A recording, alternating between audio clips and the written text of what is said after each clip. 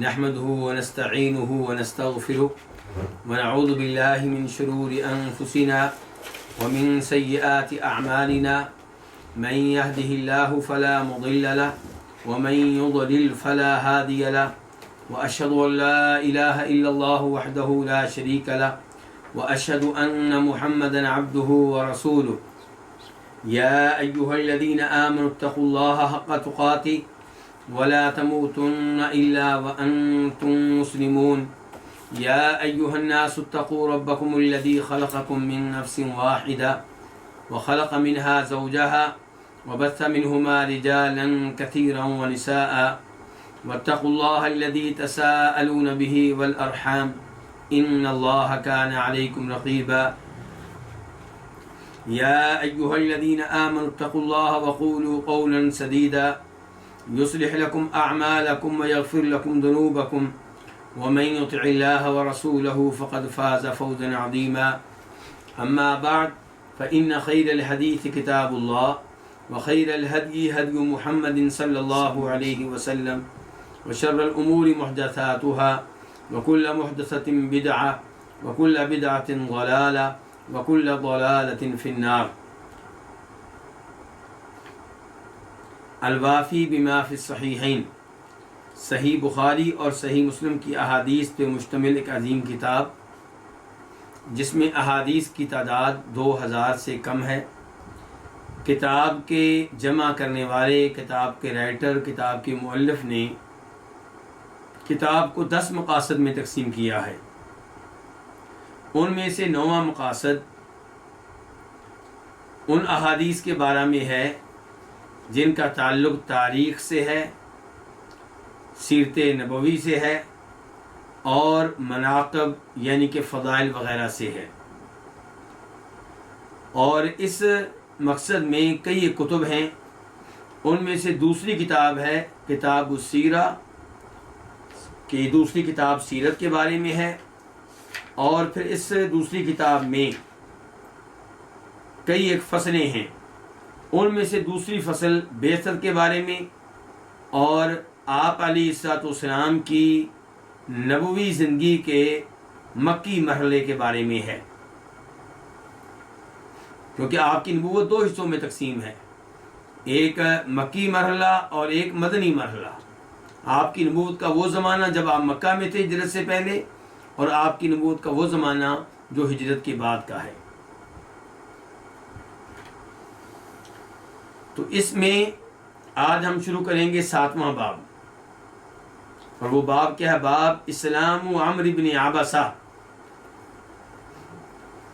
یہ باب عمرو بن عبسہ السلمی کے مسلمان ہونے کے بارے میں ہے. حدیث کا نمبر ہے 1615 1615 میم. اس حدیث کو روایت کرنے والے امام مسلم رحمہ اللہ ہیں. عن ابی امامہ، روایت ہے جناب ابو امامہ سے، اور ابو امامہ مشہور و معروف صحابی ہیں جن کا نام ہے سدی بن عجلان الباہلی. تو یہ ابو امامہ کہتے ہیں قال عمرو بن عبسہ السلمی، کہ عمرو بن عبسہ السلمی نے کہا. اور عمرو بن عبسہ السلمی یہ بھی صحابی ہیں، ابو امامہ بھی صحابی ہیں، عمرو بن عبسہ السلمی بھی صحابی ہیں. تو صحابی سے روایت کر رہے ہیں. تو عمرو بن عبسہ السلمی نے کہا کنت وانا فی الجاہلیہ اظن ان الناس علی ضلالہ، کہ جب کہ میں زمانہ جاہلیت میں تھا ان کے کفر پہ تھا، اس وقت بھی میں گمان کرتا تھا، میں سوچا کرتا تھا کہ ان الناس علی ضلالہ، کہ لوگ گمراہی پہ ہیں، لوگ صراط مستقیم پہ نہیں ہیں، لوگ شرک پہ ہیں، لوگ توحید پہ نہیں ہیں.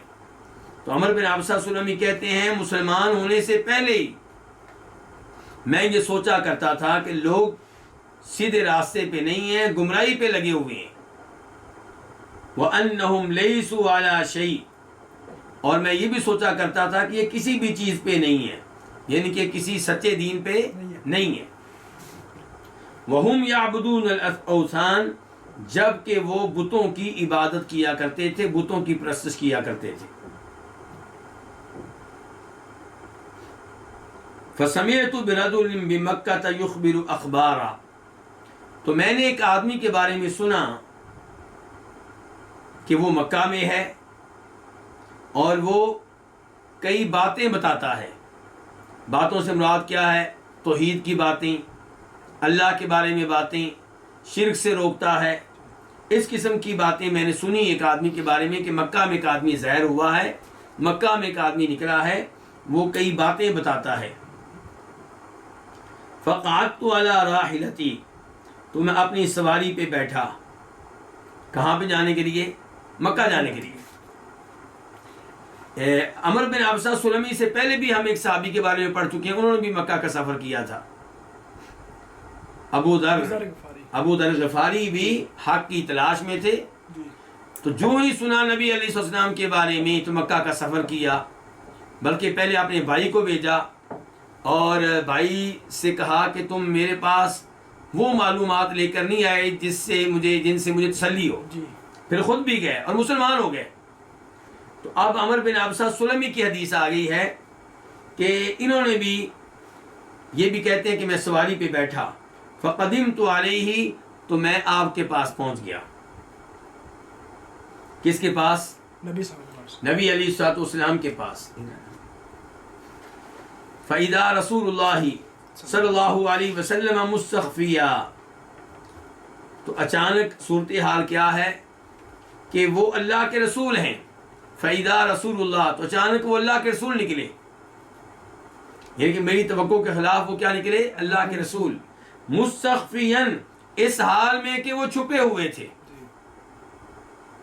آپ مکہ میں اپنے آپ کو چھپائے ہوئے تھے. جراء علیہ قومہ، آپ کی قوم کے لوگ آپ پہ مسلط ہو چکے تھے، یعنی کہ انہیں کوئی ڈر نہیں تھا، آپ کو تنگ کر رہے تھے، آپ کو پریشان کر رہے تھے، آپ کے معاملے میں جسارت کرنے والے تھے. جراء جری ان کی جمع ہے، جرأت کرنے والا، جسارت کرنے والا. فَتَلَطَّفْتُ حَتَّى دَخَلْتُ عَلَيْهِ بِمَكَّةَ، تو میں نے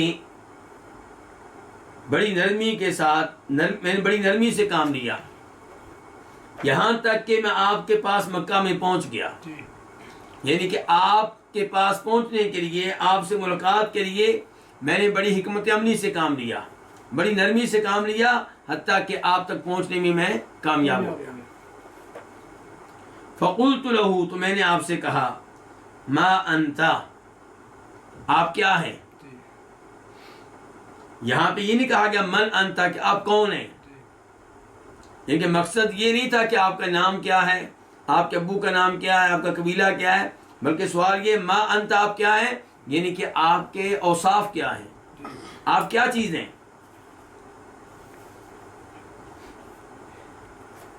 قال انا نبی، تو آپ نے کہا کہ میں نبی ہوں، یعنی کہ جیسے اللہ کے نبی پہلے آتے رہے ہیں ویسا میں ایک نبی ہوں. فقلت، تو میں نے کہا، یہ کون کہہ رہے ہیں؟ عمر بن عبسہ سلمی.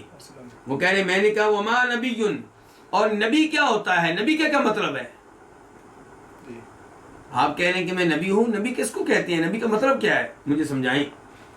قال، تو آپ نے کہا ارسلنی اللہ، نبی کا مطلب یہ ہے کہ مجھے اللہ نے بھیجا ہے، مجھے اللہ نے اپنا نمائندہ بنا کر بھیجا ہے. فقلت، تو میں نے کہا وَبِأَيِّ شَيْءٍ أَرْسَلَكَ، کس چیز کے ساتھ اللہ نے آپ کو بھیجا ہے، کیا دے کر آپ کو بھیجا ہے، کیا لے کر آپ آئے ہیں اللہ کی طرف سے. قال، تو آپ نے کہا ارسلنی بصلۃ الارحام وکسر الاوثان، مجھے اللہ نے بھیجا ہے صلہ رحمی کے ساتھ. کیا مطلب صلہ رحمی کے ساتھ؟ یعنی کہ مجھے اللہ نے بھیجا ہے اس لیے تاکہ میں لوگوں کو نصیحت کروں کہ اپنے رشتہ داروں کے ساتھ اچھے تعلقات قائم کرو اور تعلقات توڑنے سے بچو. آپ اندازہ کریں کہ نبی علیہ السلام اپنی تعلیمات میں سے جو پہلی چیز بتا رہے ہیں وہ کیا بتا رہے ہیں؟ صلہ رحمی. اس سے آپ نظر لگا سکتے ہیں کہ اسلام میں صلہ رحمی کی کیا اہمیت ہے. وکسر الاوثان، اور مجھے اللہ نے بھیجا ہے بتوں کو توڑنے کی تعلیم کے ساتھ کہ بتوں کو توڑنا ہے. وَأَن يُوَحَّدَ اللَّهُ اور یہ کہ اللہ کو ایک جانا جائے, ایک اللہ کی عبادت کی جائے. لا يُشْرَكُ بِهِ شَيْءٌ اس کے ساتھ کسی بھی چیز کو شریک نہ کیا جائے. تو کتنی چیزیں بتائیں گے؟ جو 3 چیزیں بتائیں گے. نمبر 1 صلہ رحمی, نمبر 2 بتوں کو توڑنا, نمبر 3 اللہ تعالیٰ کو ایک ماننا اور اللہ کے ساتھ کسی کو شریک نہ کرنا. تو یہ 3 چیزیں ہیں جو دے کر اللہ نے مجھے بھیجا ہے. تو جب توحید کا اعلان ہو رہا ہے, بتوں کو توڑنے کا اعلان ہو رہا ہے, وہاں یہ رشتہ داری کو جوڑنے کا بھی اعلان ہو رہا ہے. قلت لہو تو میں نے کہا, لہو آپ سے, کون کہہ رہے ہیں؟ عمر بن عبسہ کہہ رہے ہیں. میں نے آپ سے کہا فمن معک علی ھذا آپ کے ساتھ کون ہے اس پہ, کس پہ؟ اس دین پہ جو آپ بتا رہے ہیں, صلہ رحمی کی جو ترغیب دیتا ہے اور جو بتوں کو توڑنے کی ترغیب دیتا ہے اور جو اللہ کو ایک جاننے کی ترغیب دیتا ہے, جو اللہ کے ساتھ شرک سے روکتا ہے, اس دین کے اوپر کون کون ہے آپ کے ساتھ؟ فمن معک کون کون ہے آپ کے ساتھ علی ھذا اس دین پہ؟ قال آپ نے کہا حر و عبد ایک آزاد اور ایک غلام. میرے پیروکار کتنے ہیں؟ 2, ایک آزاد اور ایک غلام. قال کہتے ہیں کون؟ عمر بن عبسہ سلمی. یہ کہتے ہیں کہ ومعه یومئذ ابو بکر و بلال اور آپ کے ساتھ اس وقت ان دنوں ابو بکر و بلال تھے. ممن آمن به ان میں سے جو آپ پہ ایمان لا چکے تھے. یعنی کہ اس وقت تک آپ میں ایمان لانے والے کتنے تھے؟ 2, ایک ابو بکر اور دوسرے بلال رضی اللہ تعالی عنہما.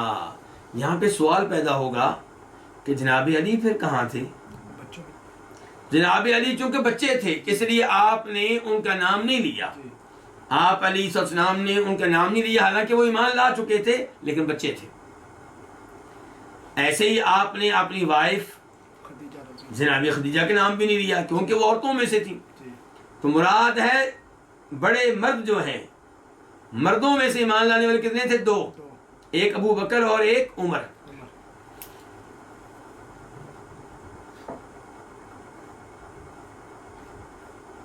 فقلت تو میں نے کہا, یہ کون ہے؟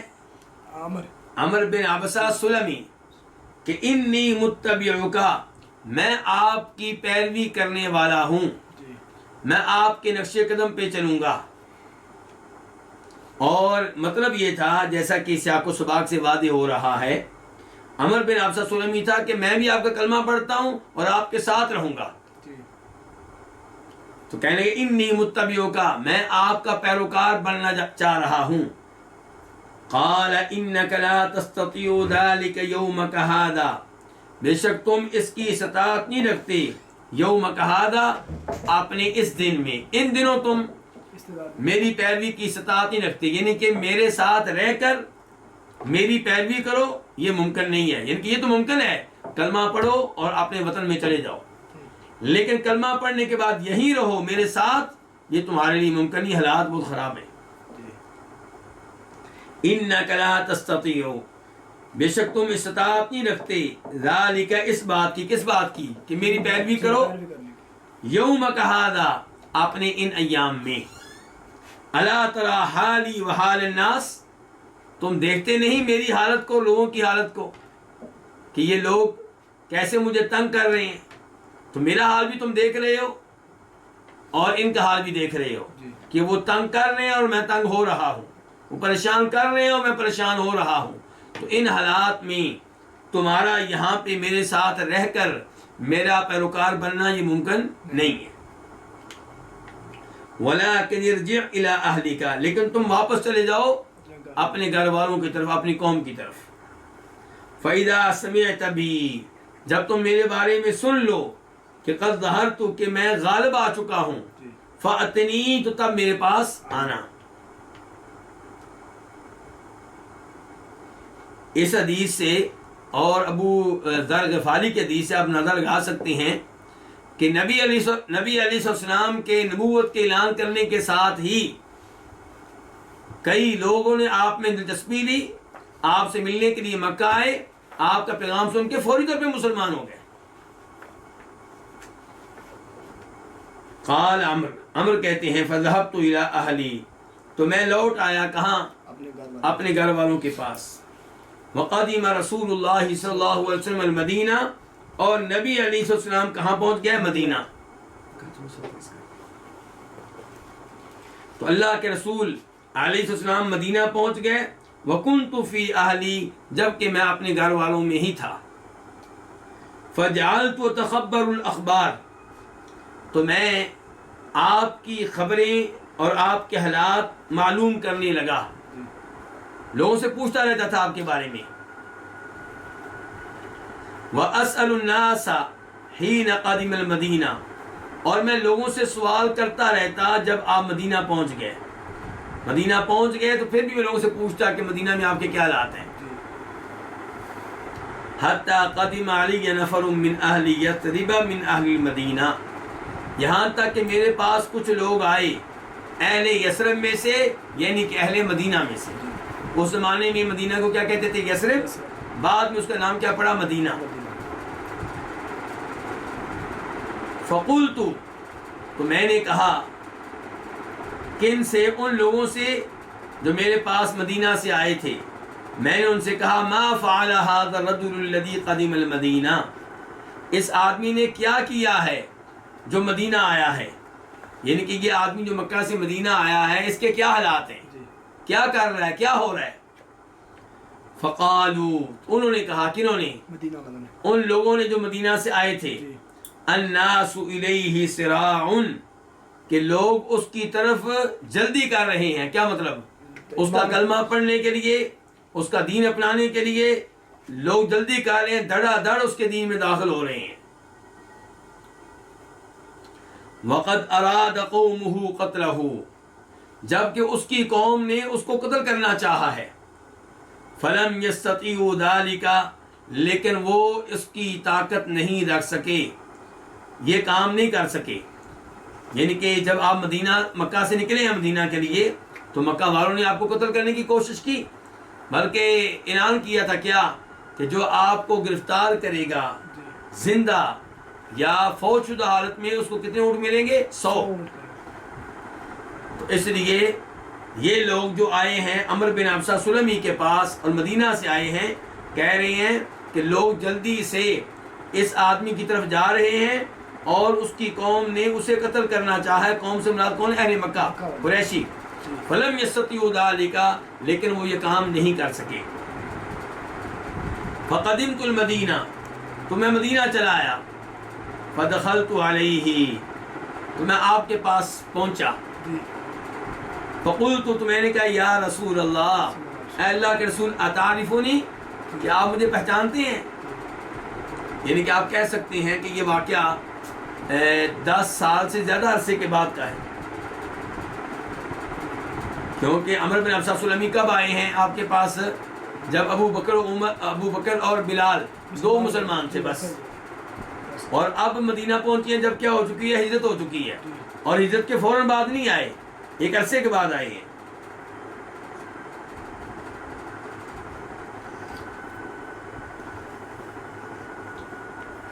تو کہتے ہیں میں نے کہا اللہ کے رسول کیا آپ مجھے پہچانتے ہیں؟ آپ نے کہا نعم انت الذی لقیتنی بمکہ، تو وہی ہے جو تم وہ ہو کہ تم مجھے ملے تھے کہاں؟ مکہ میں۔ قال، عمر بن ابسہ سلمی کہتے ہیں فقلت، میں نے کہا بلا، کیوں نہیں، میں وہی ہوں، بالکل میں وہی ہوں۔ تو یہاں تک حدیث ذکر کی گئی ہے ہمارے سامنے، لیکن جب آپ مسلم شریف کھولیں گے، اور یہ حدیث مسلم شریف کی ہے، جب آپ مسلم شریف کھولیں گے تو پتہ چلے گا کہ اس کے بعد عمر بن ابسہ نے کہا تھا یا نبی اللہ، اللہ کے نبی، اخبرنی عما علمک اللہ، کہ مجھے سکھائیے وہ جو علم آپ کو اللہ نے دیا ہے، جو دین آپ کو اللہ نے دیا ہے، جو قرآن آپ کو اللہ نے دیا ہے، مجھے سکھائیے، مجھے بتائیے۔ پھر کہا تھا اخبرنی عن الصلاۃ، مجھے نماز کے بارے میں بتائیے۔ تو آپ نے پھر بتایا تھا کہ صلی صلاۃ الصبح، صبح کی نماز پڑھنا اور اس کے بعد یہ کرنا یہ کرنا. کہنے کا مطلب یہ ہے کہ حدیث کا کچھ حصہ اس کے بعد بھی ہے، لیکن یہاں پہ اتنا حصہ ذکر کیا گیا ہے جتنے حصے کا تعلق عمر بن ابسہ کے واقعہ اسلام سے ہے.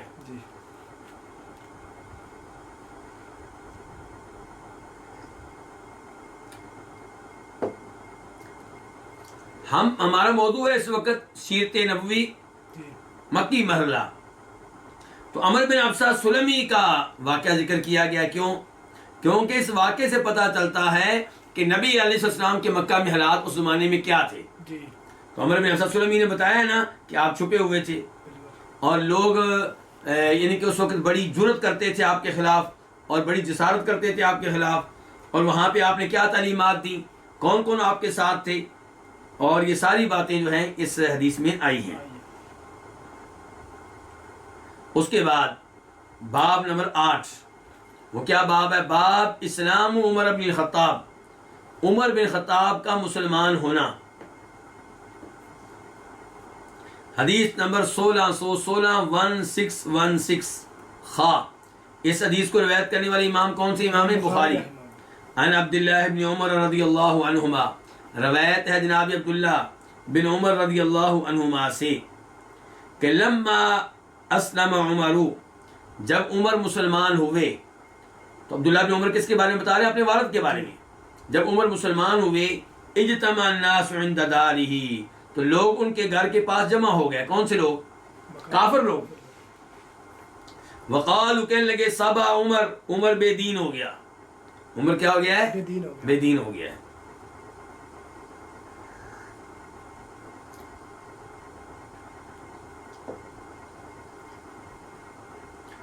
عبداللہ بن عمر کہتے ہیں وَأَنَا غُلَامٌ، جب کہ میں لڑکا تھا، فوق ظہری بیتی، اپنے گھر کی چھت کے اوپر تھا.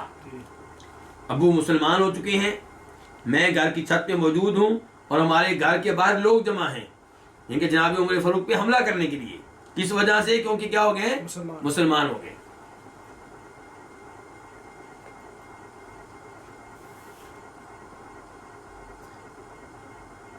جناب عمر فاروق کے مسلمان ہونے کا واقعہ کیا ہے؟ کیسے مسلمان ہوئے؟ اللہ کے رسول کو ماننے کے لیے گئے تھے. مشہور و معروف واقعہ یہ ہے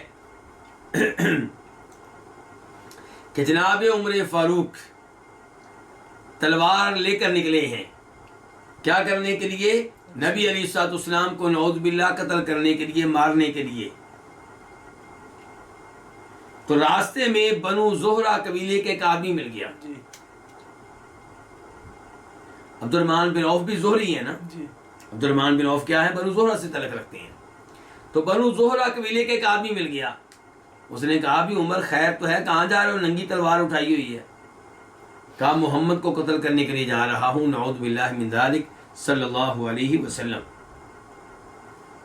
اس آدمی نے کہا تم کیا سمجھتے ہو کہ محمد کو قتل کرنے کے بعد مکہ میں بغیر کسی خوف کے چل سکو گے؟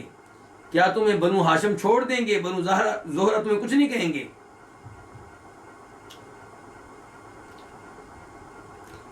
تو عمر فاروق آگے سے کہنے لگے لگتا ہے کہ تو بے دین ہو چکا ہے، تو نے اپنے آباء و اجداد کا دین چھوڑ دیا ہے. اس آدمی نے آگے سے کہا تمہیں ایک عجیب بات نہ بتاؤں؟ کہا کیا بات ہے؟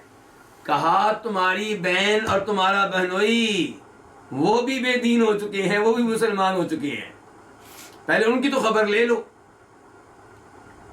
اب عمر فاروق جو جا رہے تھے نبی علیہ الصلوۃ والسلام کو قتل کرنے کے لیے، نعوذ باللہ من ذالک، انہوں نے رخ کر لیا کس کا؟ اپنی بہن کا اور بہنوئی کا. ان کے گھر پہنچے تو ان کے گھر میں ایک یعنی کہ صحابی آئے ہوئے تھے، خباب، وہ آئے ہوئے تھے ان کو دین سکھانے کے لیے، قرآن پڑھانے کے لیے. جب ان لوگوں کو علم ہوا کہ عمر آ چکے ہیں تو وہ تو چھپ گئے. پھر ان کے ساتھ عمر فاروق کی گفتگو ہوئی، حتیٰ کہ بالآخر ان لوگوں نے قرآن کریم کی کچھ وحی عمر فاروق کے سامنے رکھی. تو عمر فاروق نے جب وحی پڑھی تو متاثر ہوئے اور کیا ہو گیا؟ مسلمان ہو گئے۔ یہ وہ واقعہ ہے جو امام ابن سعد نے بھی الطبقات الکبریٰ میں روایت کیا ہے، اور پبلک میں یہ واقعہ بہت مشہور ہے۔ خطیب حضرات اسے بہت تفصیل کے ساتھ اور مرچ مسالہ لگا کے بیان کرتے ہیں، لیکن یہ واقعہ صحیح سند کے ساتھ نبی علیہ الصلوۃ والسلام سے ثابت نہیں ہے۔ سوال پیدا ہوگا پھر عمر فاروق کیسے مسلمان ہوئے؟ آپ بتا دیں پھر۔ تو گزارش یہ ہے کہ اس بارے میں 2-3 واقعات اور بھی ذکر کیے گئے ہیں، لیکن کوئی بھی واقعہ صحیح سند کے ساتھ ثابت نہیں ہے۔ ہمیں یہ تو معلوم ہے کہ مسلمان ہوئے، کیسے ہوئے اللہ عالم۔ البتہ ایک بات معلوم ہے کہ ترمذی شریف میں صحیح حدیث آتی ہے کہ نبی علیہ الصلوۃ والسلام کہا کرتے تھے اللہم اعز الاسلام بأحب هذین الرجلین الیک، یا اللہ 2 آدمیوں کا نام لے رہا ہوں، ان میں سے جو تیرے ہاں زیادہ محبوب ہے اس کے ذریعے اسلام کو قوت دے، اسلام کو شان دے، اسلام کو مقام دے، یعنی کہ اس کو مسلمان کر دے، اس کو مسلمان کر کے اسلام کی قوت میں اضافہ فرما۔ نمبر 1 ابو جہل اور نمبر 2 عمر بن خطاب۔ تو نبی علیہ السلام کی دعا قبول ہوئی، مسلمان کون ہوئے پھر؟ عمر بن خطاب۔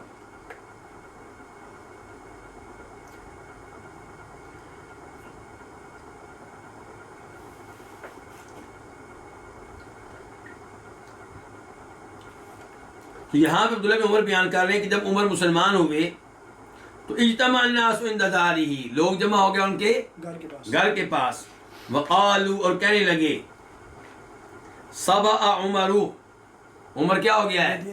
عمر بے دین ہو گیا ہے۔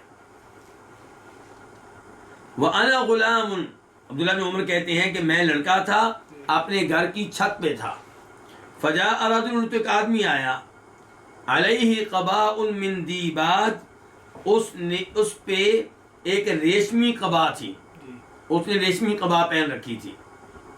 اور قبا کس کو کہتے ہیں؟ اس کی وضاحت کے بارے میں علماء کرام نے مختلف باتیں کہی ہیں۔ قاضی ایاز کہتے ہیں کہ یہ اجمی لوگوں کے لباس میں سے ایک لباس ہے، اور تنگ ایک لباس ہوتا ہے، تنگ ایک کپڑا ہوتا ہے، اسے کہتے ہیں قبا۔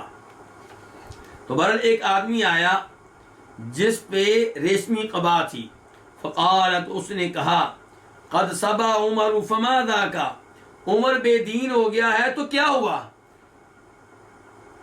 تم لوگ جمع ہو، عمر کے پیچھے پڑ گیا ہو اور کہتے ہو بے دین ہو گیا، تو بے دین ہو گیا تو کیا ہو گیا؟ فانا له جار، میں اس کو پناہ دینے والا ہوں، میں اس کو پناہ دے رہا ہوں۔ کس کی ضرورت آگے آئے؟ ہاتھ لگائے اس کو، میں اس کو پناہ دے رہا ہوں۔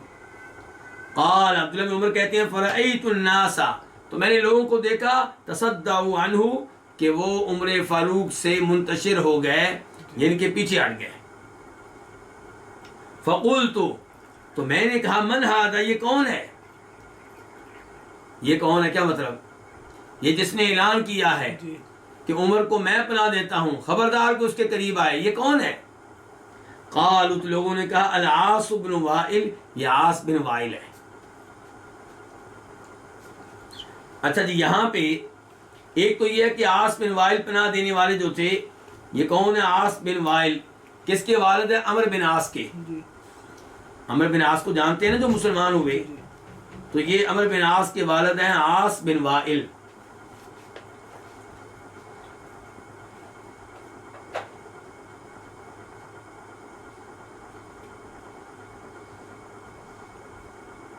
اور عبداللہ بن عمر ایک اور روایت میں فرماتے ہیں کہ عاص بن وائل کا جو قبیلہ تھا، یہ زمانے جاہلیت میں ہمارے دوست تھے، ہمارے حلیف تھے، ان سے ہمارا معاہدہ تھا۔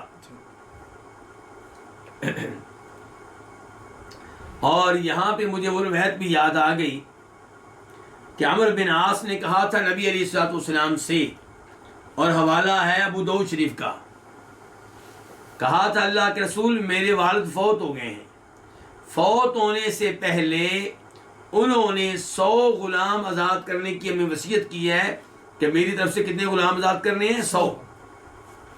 عمر بن عاص کہنے لگے اللہ کے رسول میرا بھائی اپنے حصے کے 50 غلام وصیت کے مطابق آزاد کر چکا ہے، اور میں نے کہا کہ پہلے آپ سے مسئلہ پوچھ لوں۔ اس مسئلے کا تعلق کس سے ہے؟ ایصال ثواب سے. ایسے ہی ہے نا. اس کا مطلب ایصال ثواب میں اپنے بھی مرضی نہیں چلے گی، اللہ کے رسول کی مرضی چلے گی صلی اللہ علیہ وسلم. تو عاص بن وائل کے بیٹے عمرو بن عاص اللہ کے رسول کے پاس آئے ہیں کہ بتائیں کہ میں بھی 50 غلام آزاد کروں. تو آپ نے اس موقع پہ کہا تھا اگر تمہارا باپ ہوتا مسلمان پھر تم اس کی طرف سے غلام آزاد کرتے یا صدقہ خیرات کرتے یا حج کرتے تو اسے فائدہ ہوتا. تو اس سے کیا پتا چلا کہ عاص بن وائل جب مسلمان ہوا ہے تو جب فوت ہوا ہے تو مسلمان نہیں تھا، بطور کافر فوت ہوا ہے. اور یہ جو اس نے عمر فاروق کا دفاع کیا ہے یہ بھی اس کے کام نہیں آیا.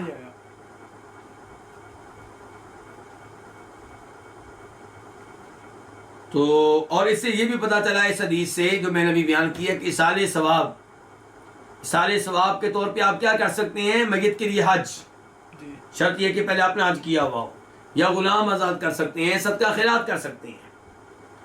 لیکن قرآن پڑھ کر میت کو بخشنا یہ کسی صحیح حدیث سے ثابت نہیں ہے، یا نمازیں پڑھنا میت کی طرف سے یہ بھی ثابت نہیں ہے. اس کے بعد ہے حدیث نمبر 1617 1617 خواہ. اس حدیث کو روایت کرنے والے کون سے امام ہیں؟ امام بخاری.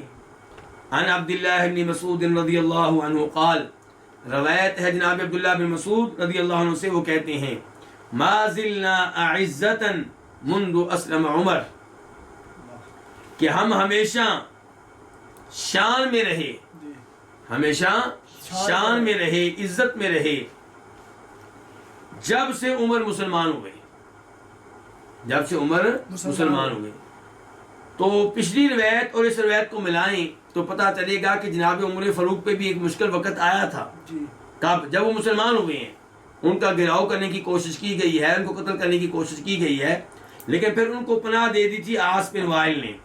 اور پھر عمر فاروق کی شان بڑھتی گئی اور ان کی وجہ سے اسلام اور مسلمانوں کو فائدہ ہوا، آخر وقت تک ہوا. پوری زندگی ان کی اسلام کی شان بڑھانے میں اور اسلام کی عزت بڑھانے میں گزری ہے.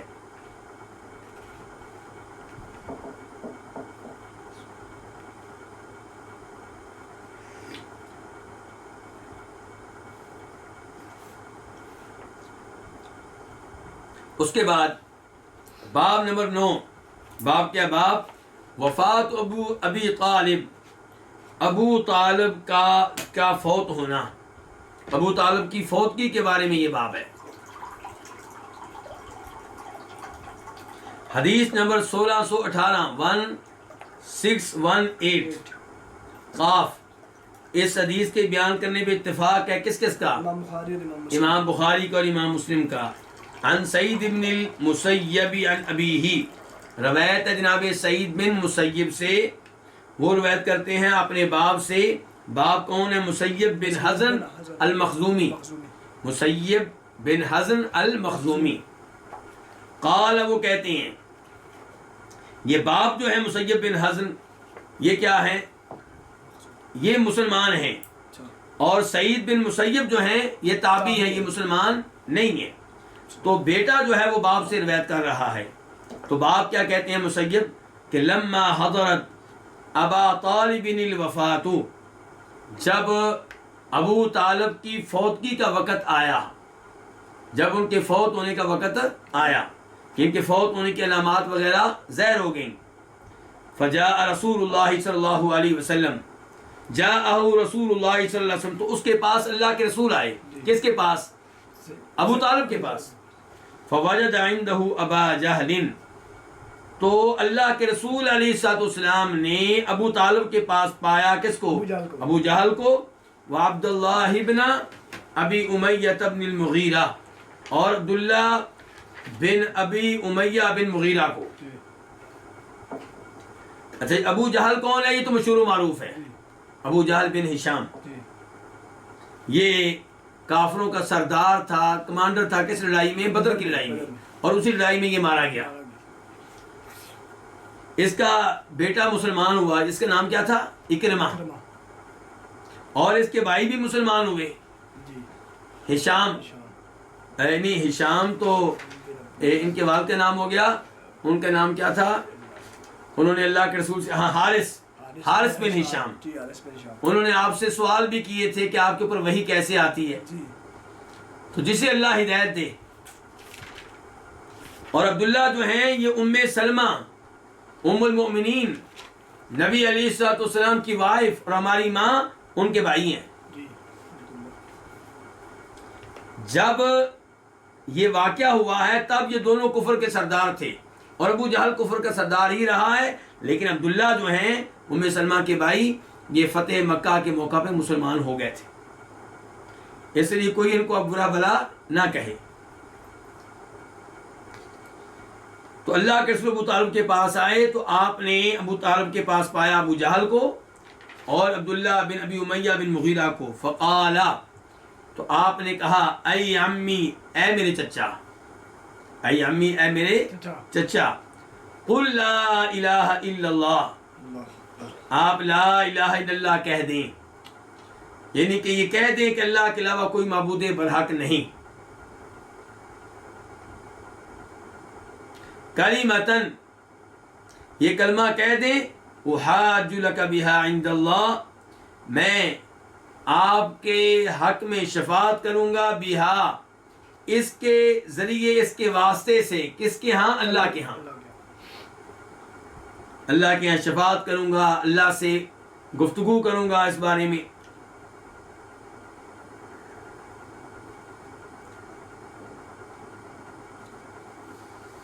یہاں پہ ایک سوال ہے، سوال یہ ہے کہ کیا ابو طالب کو معلوم نہیں تھا کہ لا الہ الا اللہ، اللہ کے علاوہ کوئی معبود برحق نہیں؟ معلوم تھا، لیکن جب تک انسان زبان سے اقرار نہ کرے وہ مومن۔ ایمان کتنی چیزوں کا نام ہے؟ 3 چیزوں کا، کہ دل میں تصدیق موجود ہو، زبان سے آپ اعلان کریں، اقرار کریں، گواہی دیں، اور عملی طور پہ اس کے مطابق اپنی زندگی کو گزاریں۔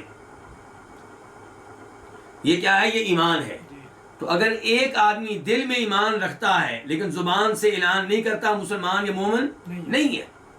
اور ایک آدمی زبان سے اقرار کرتا ہے لا الہ الا اللہ، لیکن دل میں وہ لا الہ کو غلط جانتا ہے، بس اوپر سے کہتا ہے لا الہ الا اللہ، تو وہ منافق ہے، وہ بھی مسلمان نہیں ہے۔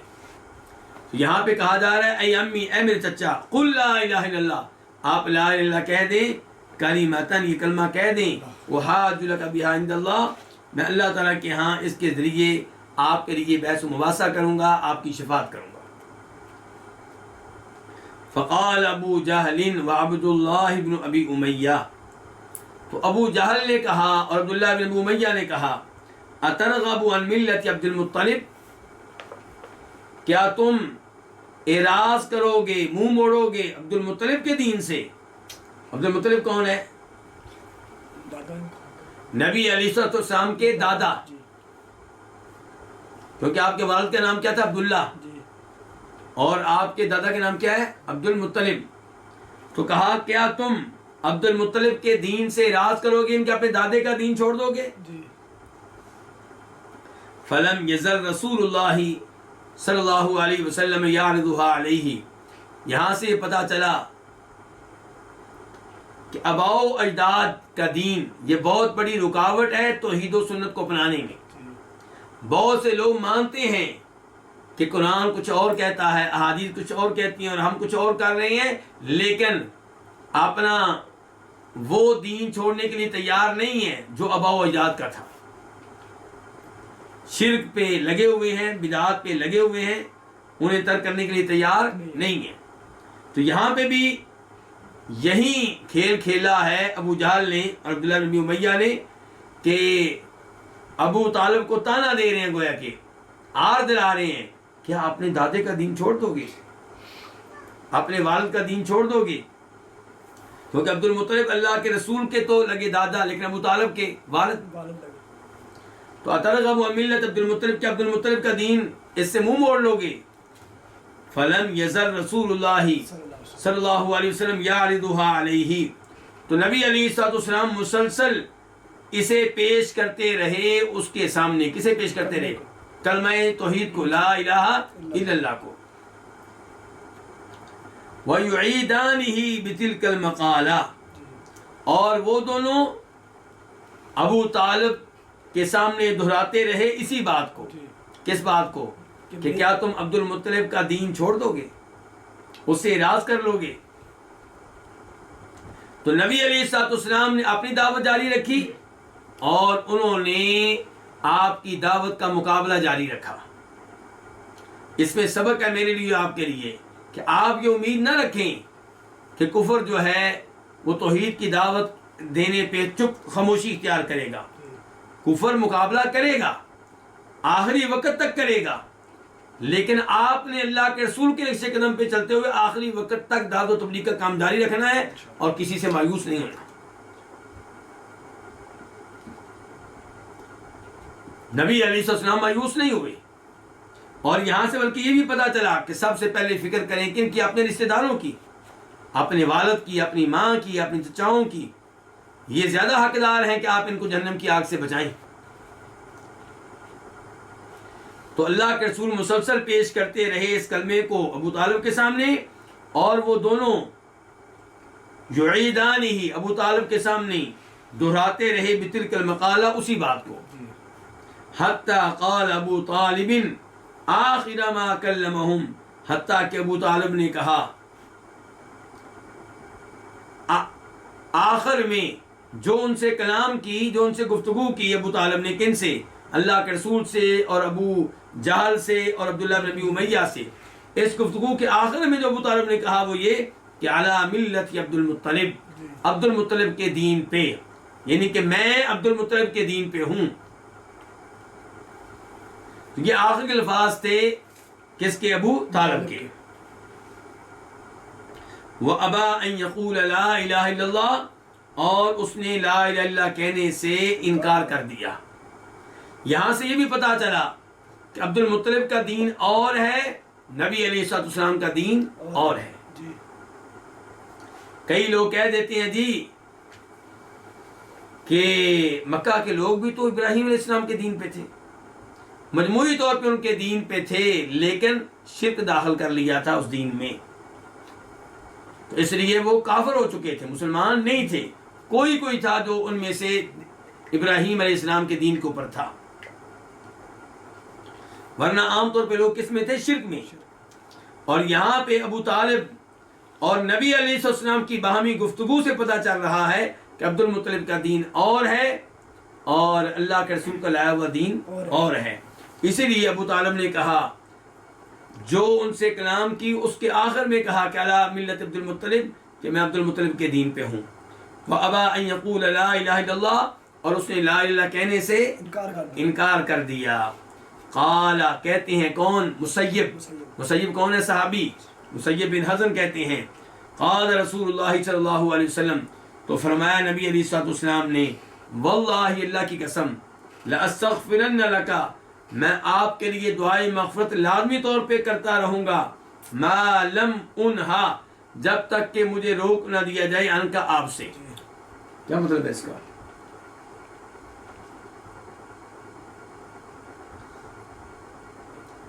یعنی میں آپ کے لیے دعائے مغفرت کرتا رہوں گا جب تک کہ مجھے آپ کے لیے دعائے مغفرت کرنے سے روک نہ دیا جائے. اللہ کے رسول علیہ الصلوۃ والسلام اتنا کیوں خیال کر رہے تھے ابو طالب کا؟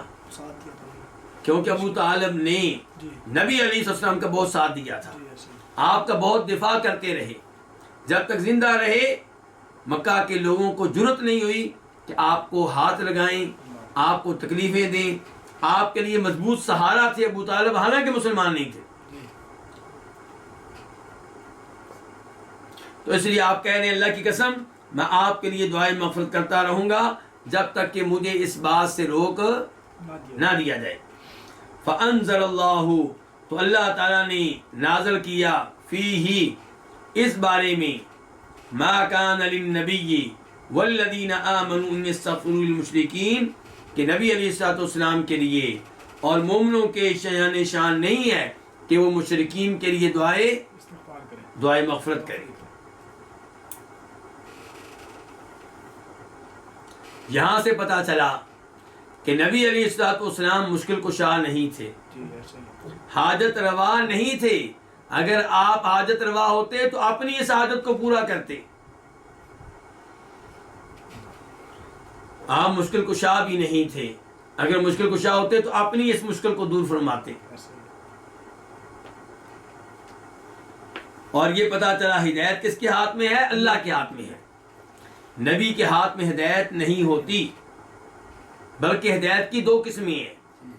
ایک ہے ہدایت کا مطلب کسی کو گائیڈ کر دینا، صراط مستقیم کے بارے میں بتا دینا کہ یہ ہے صراط مستقیم، یہ ہیں وہ اعمال جو جنت پہ لے جانے والے ہیں، یہ ہیں وہ گناہ جو جہنم کی آگ میں داخل کر دینے والے ہیں. تو اس انداز سے رہنمائی کرنا، یہ وہ ہدایت ہے جو انبیاء کرام علیہ السلام بھی دیتے رہے، اور قرآن بھی ہدایت دیتا ہے، اور علماء بھی ہدایت دیتے ہیں، یعنی کہ رہنمائی کرتے ہیں. اور ایک ہے ہدایت دل میں ایمان داخل کر دینا، تو ایمان کو قبول کرنے کی توفیق دے دینا، یہ چیز دل میں ڈال دینا. تو یہ چیز صرف اللہ کے ہاتھ میں ہے، کسی کے ہاتھ میں نہیں ہے. اس معنی میں ہدایت دینے والا صرف ایک اللہ ہے. اسی لیے آپ دیکھیں گے کہیں پہ کہا جاتا ہے اللہ کے رسول سے کہ وَإِنَّكَ لَتَهْدِي إِلَىٰ صِرَاطٍ مُسْتَقِيمٍ، سورہ شورى کے آخر میں، کہ یقیناً آپ صراط مستقیم کی طرف ہدایت دیتے ہیں، یعنی کہ رہنمائی کرتے ہیں. اور کہیں پہ کہا جاتا ہے إِنَّكَ لَا تَهْدِي مَنْ أَحْبَبْتَ، آپ اسے ہدایت نہیں دے سکتے جس کو آپ چاہیں. تو ایک آیت میں کہا گیا آپ ہدایت دیتے ہیں، ایک کہا گیا کہ آپ ہدایت اسے نہیں دے سکتے جس کو آپ چاہیں. پتہ چلا ہدایت کی دو قسمیں ہیں. ایک ہے رہنمائی کر دینا، جنت میں جانے والے اعمال بتا دینا، جہنم کی آگ سے بچانے والے اعمال بتا دینا. اور ایک ہے کہ باقاعدہ دل میں ایمان داخل کر دینا، توحید داخل کر دینا، ایمان لانے کی توفیق دے دینا. تو یہ جو ہدایت ہے دوسری، یہ صرف اللہ کے ہاتھ میں ہے، کسی اور کے ہاتھ میں نہیں. یہاں پہ کیا فَأَنزَلَ اللَّهُ، اللہ نے یہ آیت اتاری، مَا كَانَ لِلنَّبِيِّ، نہیں ہے نبی کے لیے، وَالَّذِينَ آمَنُوا، اور ان لوگوں کے لیے جو ایمان لائے، کیا نہیں ہے ان کے لیے، أَن يَسْتَغْفِرُوا لِلْمُشْرِكِينَ، کہ یہ مشرکین کے لیے دعائے مغفرت کریں، وَلَوْ كَانُوا أُولِي قُرْبَىٰ، چاہے وہ کیا ہوں، رشتہ دار ہوں. وَأَنزَلَ اللَّهُ فِي أَبِي طَالِبٍ، اور اللہ نے اس موقع پہ ابو طالب کے بارے میں یہ آیت نازل کی. فَقَالَ لِرَسُولِ اللَّهِ، تو اللہ نے کہا نبی علیہ السلام سے، کیا کہا، إِنَّكَ لَا تَهْدِي مَنْ أَحْبَبْتَ وَلَٰكِنَّ اللَّهَ يَهْدِي مَن يَشَاءُ، آپ اسے ہدایت نہیں دے سکتے جس کو آپ چاہیں، لیکن اللہ ہدایت دیتا ہے جس کو اللہ چاہتا ہے. تو ہدایت بھی اللہ کی مشیت سے ملتی ہے. اور یہ پتا چلا کہ اللہ کے رسول پھر اس ہدایت کے مالک نہیں ہیں.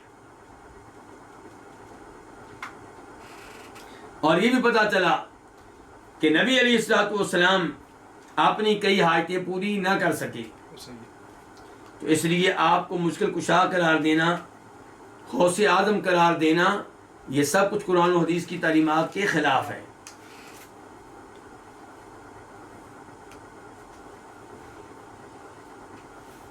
تو یہ حدیث ہے جس کا تعلق ہے ابو طالب کی فوتگی سے.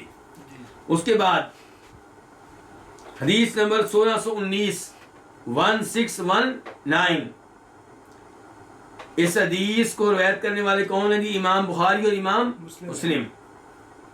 عن ابی سعید الخدری رضی اللہ عنہ، روایت ہے جناب ابو سعید خدری سے، انہ سمع النبی صلی اللہ علیہ وسلم، کہ انہوں نے نبی علیہ السلام سے سنا. کنہوں نے؟ ابو سعید خدری نے.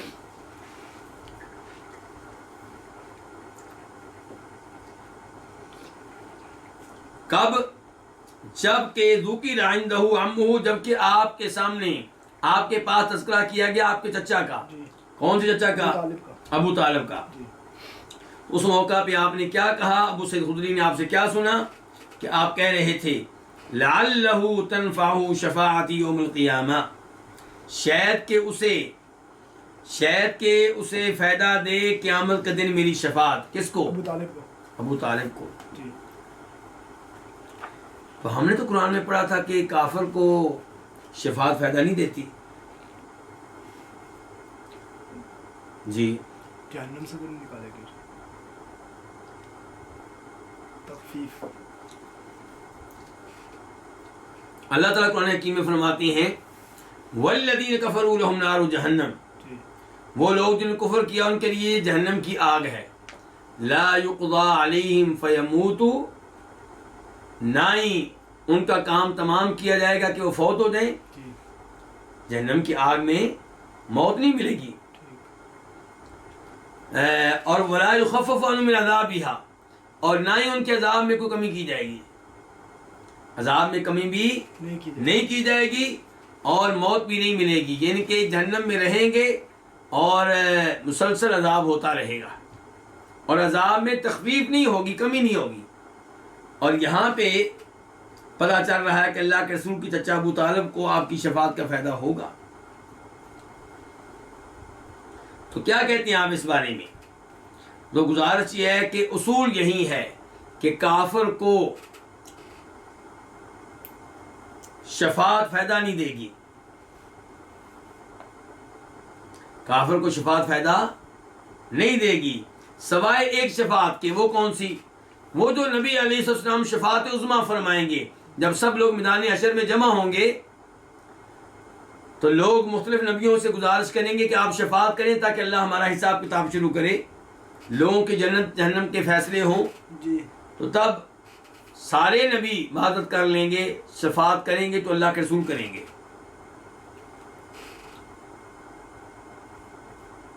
یہ شفاعت جو ہے کہ حساب کتاب شروع ہو، یہ وہ شفاعت عظمیٰ ہے جو سب کو فائدہ دے گی۔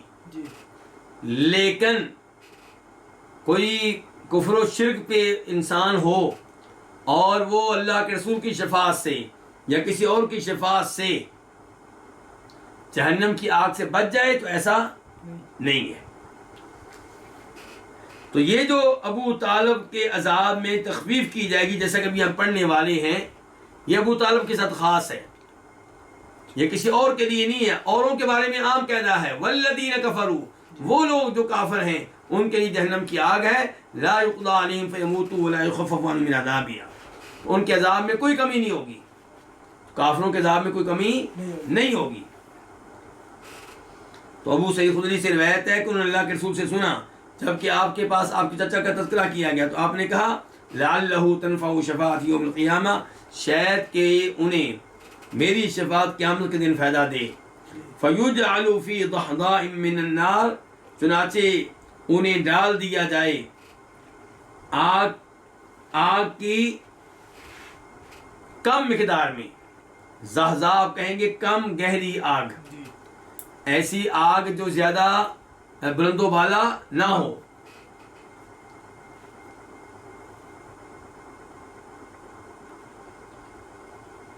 تو کم گہری آگ میں انہیں ڈالا جائے گا، یبلغ کعبیہ، یہ آگ پہنچ رہی ہوگی ان کے ٹخنوں تک،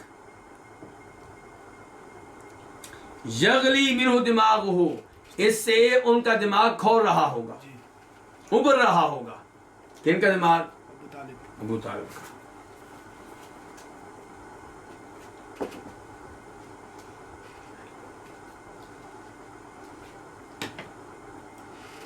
تو ان احادیث پہ بھی ایمان لانا کیا ہے؟ ضروری ہے۔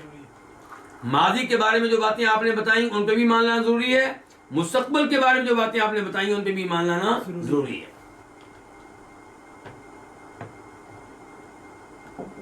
اور اس سے آپ اندازہ لگا سکتے ہیں کہ جہنم کی آگ کا عذاب کتنا شدید ہے۔ اللہ ہم سب کو محفوظ فرمائے کہ جس شخص کو یہ عذاب سب سے کم دیا جا رہا ہوگا اس کا یہ حال ہے کہ اس سے اس کا دماغ کھو رہا ہوگا، اور دماغ تو تھوڑی سی تکلیف ہم برداشت نہیں کر پاتے۔ اس کے بعد ہے باب نمبر 10، یہ باب کیا؟ الذهاب الى الطائف، طائف کی طرف جانا۔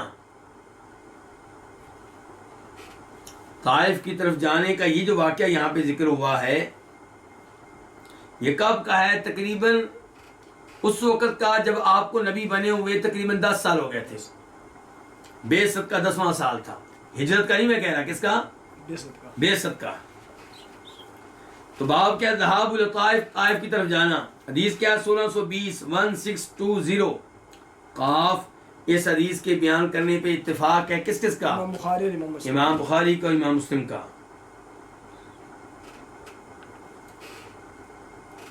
عن عائشہ روایت ہے ام المومنین عائشہ سے زوج النبی صلی اللہ علیہ وسلم جو وائف ہیں کس کی؟ نبی علیہ الصلوۃ والسلام کی. انہا قالت کہ بے شک انہوں نے کہا کس کے؟ نبی علیہ الصلوۃ والسلام سے هل اتى عليك يوم كان اشد من يوم احد کہ کیا آپ پہ کوئی ایسا دن آیا ہے جو یوم احد سے زیادہ شدید ہو؟ احد سے مراد کیا؟ غزوہ احد. غزوہ احد میں کیا ہوا تھا؟ آپ کے دندان مار کے شہید ہوئے تھے. 70 آپ کے صحابہ کرام شہید ہوئے جی. اور آپ کے دانت جو ہے وہ یعنی کہ وہ بھی انہیں نقصان پہنچا، آپ کے چہرے کو نقصان پہنچا اور آپ کے سر کو بھی نقصان پہنچا. تو آپ کو وہاں پہ شدید مشکلات کا سامنا کرنا پڑا. تو ام المومنین عائشہ پوچھ رہی ہیں کہ کیا آپ کو ایسا دن آیا ہے جو احد کے دن سے زیادہ شدید اور بھاری ہو؟ جی. قال تو کہا کس نے؟ آپ صلی اللہ علیہ وسلم. نبی علیہ السلام نے کہا لقد لقیت من قومک ما لقیت میں نے تمہاری قوم کی طرف سے برداشت کیا ہے جو میں نے برداشت کیا ہے. میں نے تمہاری قوم سے سامنا کیا ہے جس کا میں نے سامنا کیا ہے. یہ کہ میں نے مطلب یہ ہے کہ تمہاری قوم کی طرف سے میں نے بڑی بڑی مصیبتوں کا سامنا کیا ہے، بڑی بڑی آزمائشوں کا سامنا کیا ہے. جی.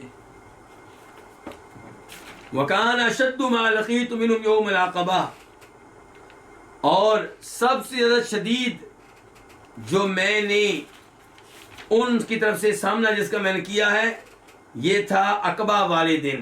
کس دن؟ عقبہ. عقبہ والے دن.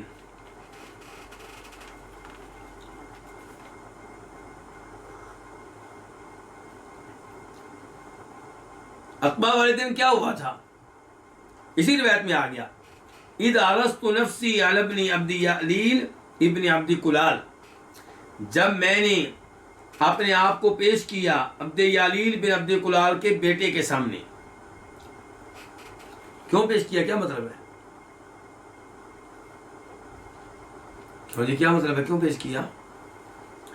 یعنی کہ میں نے اس کے سامنے اپنے آپ کو پیش کر کے دین کی دعوت دی، توحید کی دعوت دی، یہ مطلب ہے.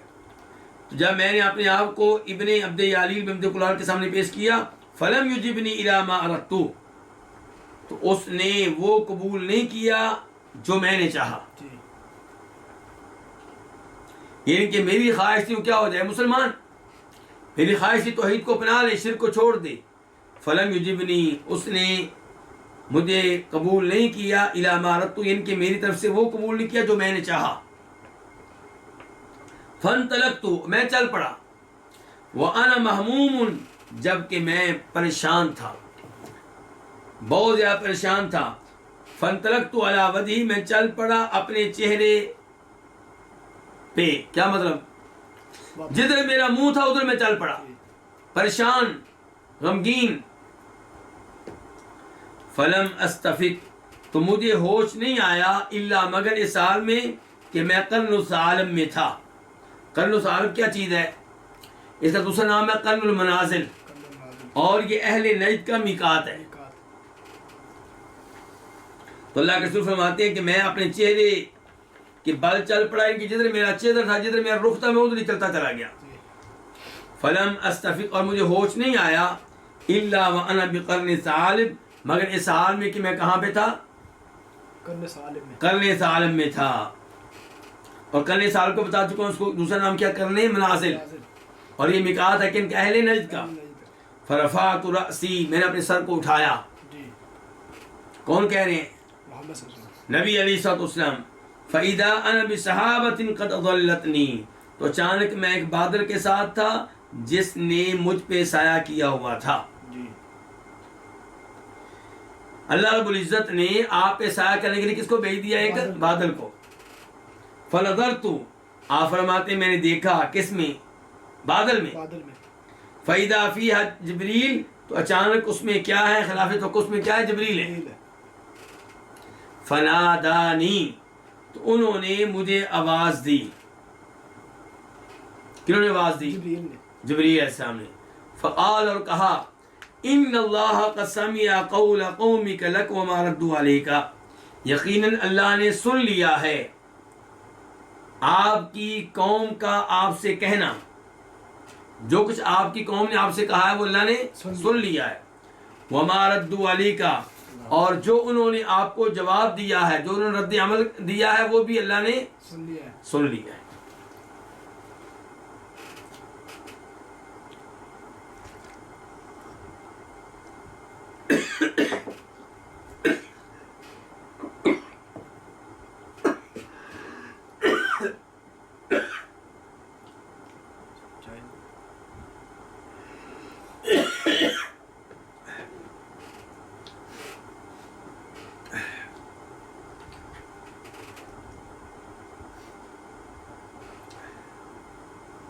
یہاں سے پتہ چلا کہ اللہ رب العزت سنتے ہیں. اللہ رب العزت کی صفات میں سے ایک صفت کیا ہے؟ سننا.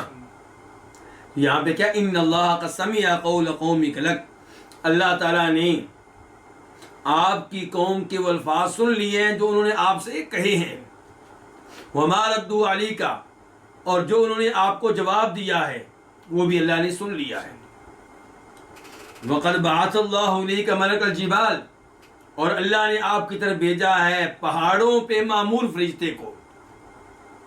لِتَأْمُرَهُ بِمَا شِئْتَ فِيهِمْ، تاکہ آپ اسے حکم دیں. کس کو؟ پہاڑوں کے فرشتوں کو. پہاڑوں والے فرشتے کو. بِمَا شِئْتَ فِيهِمْ، جو تو چاہے ان کے بارے میں. جی. کن کے بارے میں؟ طائف والوں کے بارے میں. طائف والوں کے بارے میں. جو حکم آپ دینا چاہتے ہیں دیں، فرشتہ اللہ کے حکم سے اس پہ عمل کرے گا. جی. فنادانی ملک الجبال، تو آپ فرماتے ہیں مجھے آواز دی کس نے؟ پہاڑوں کے فرشتے نے. اور یہاں سے یہ پتا چلا کہ فرشتوں میں سے کچھ فرشتے ایسے ہیں جن کی پہاڑ پہ ڈیوٹی ہے. جی. کسی کی کیا ڈیوٹی، کسی کی کیا ڈیوٹی. تو یہ سب غیبی باتیں ہیں، ہم نے فرشتے دیکھے نہیں ہوئے. ان سب پہ ایمان لانا ضروری ہے. آپ کسی ایک فرشتے کا انکار کریں گے یا فرشتوں کی کسی ایک ایسی ڈیوٹی کا انکار کریں گے جو قرآن و حدیث میں آئی ہے، تو آپ کفر میں داخل ہو جائیں گے. فنادانی، تو مجھے آواز دی ملک الجبال، پہاڑوں کے فرشتے نے. فسلم علیت، اس نے مجھے سلام کیا. کس نے؟ پہاڑوں کے فرشتے نے. پہاڑوں کے فرشتے نے. ثم قال، پھر کہا، یا محمد، اے محمد. فقال، تو اس نے کہا، کس نے؟ فرشتے نے. ذالک فی ما شئت، یہ ویسے ہی ہوگا جیسے فی ما شئت، یہ اس کے مطابق ہوگا جو آپ چاہیں گے. یعنی کہ جبریل نے آپ کو بتا دیا ہے اور آپ نے سن لیا ہے، تو یہ اس کے مطابق ہوگا جو آپ چاہیں گے. ان شئت، اگر آپ چاہیں، ان اطبق علیہم الاخشبین، اخشبین سے مراد ہے دو پہاڑ، مکہ کے دو پہاڑ. تو اگر آپ چاہیں تو میں ان پہ دو پہاڑوں کو رکھ دوں. کن پہ؟ طائف والوں پہ. فقال النبی صلی اللہ علیہ وسلم، تو فرمایا نبی علیہ الصلوۃ والسلام نے، بل ارجو، بلکہ مجھے امید ہے، ان یخرج اللہ من اصلابہم، کہ اللہ ان کی پشت سے نکالے گا. کن کو؟ من یعبد اللہ وحدہ، ان کو جو اللہ کی عبادت کرتے ہوں گے، لا یشرکوا بہ شیئا، جو اس کے ساتھ کسی کو شریک نہیں کرتے ہوں گے. تو یہاں سے پتہ چلا کہ نبی علیہ الصلوۃ والسلام کو جب سزائیں دی گئیں، آپ کو تنگ کیا گیا، آپ کو تکلیفیں دی گئیں، تو آپ نے انہیں برداشت کیا، صبر کا مظاہرہ کیا، بددعا نہیں دی. جب کبھی آپ نے بددعا دی ہے تو وہاں کا معاملہ کس کا تھا؟ اللہ کی ذات کا. تو یہاں پہ آپ کا معاملہ تھا کہ جی انہوں نے آپ کو تنگ کیا، انہوں نے آپ کو پریشان کیا، اس وجہ سے آپ بددعا دیں. تو یہاں پہ آپ نے بددعا نہیں دی، بلکہ کہا کہ مجھے امید ہے کہ اللہ تعالیٰ انہی کی پوچھ سے ایسے لوگوں کو نکالے گا جو ایک اللہ کی عبادت کرتے ہوں گے، لا یشرکوا بہ شیئا، اس کے ساتھ کسی کو شریک کرنے والے نہیں ہوں گے.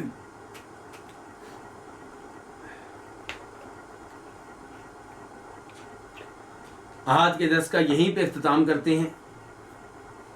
انشاءاللہ یہ اسراء و معراج کی حدیث چونکہ کافی لمبی ہے، اس لیے اس کا آج آغاز کریں گے، ایک تو درمیان میں رہ جائے گی اور پھر ایک لیکچر میں نہیں آ سکے گی، اس لیے انشاءاللہ اس کی وضاحت جو ہے وہ آئندہ درس میں ہوگی۔ آج یہیں پہ اکتفا کرتے ہیں۔ اللہ رب العزت سے دعا ہے کہ اللہ تعالیٰ ان ایام میں جو عشرہ ذو الحجہ کے ایام ہیں ہمیں خوب عبادت کرنے کی توفیق دے۔ آمین۔ عشرہ ذو الحجہ کے ایام بہت زیادہ فضیلت والے ہیں۔ فرماتے ہیں نبی علیہ الصلوۃ والسلام کہ جو نیک اعمال ان ایام میں سر انجام دیے جائیں وہ اللہ کو بہت زیادہ محبوب ہیں، جی اتنے محبوب ہیں کہ اس قدر دیگر ایام میں محبوب نہیں ہیں۔ عشرہ ذی الحجہ کے ایام سال کے تمام ایام سے افضل اور بہتر ہیں، البتہ رمضان کی آخری راتیں عشرہ ذی الحجہ کی راتوں سے بھی افضل ہیں۔